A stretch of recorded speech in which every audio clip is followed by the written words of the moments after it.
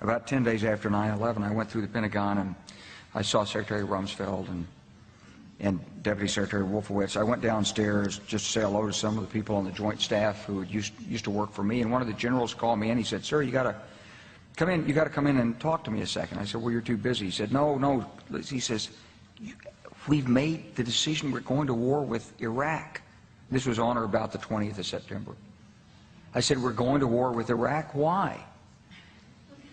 He said, "I don't know."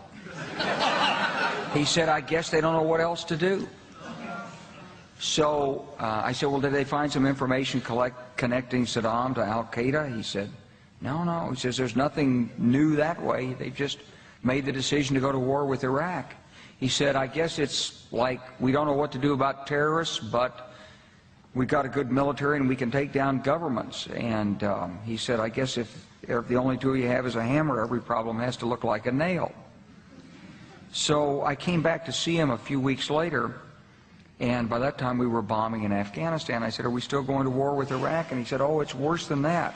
He said, he reached over on his desk, he picked up a piece of paper, and he said, I just got this down from upstairs," meaning the Secretary of Defense's office, today, and he said, "This is a memo that describes how we're going to take out 7 countries in 5 years, starting with Iraq and then Syria, Lebanon, Libya, Somalia, Sudan, and finishing off Iran."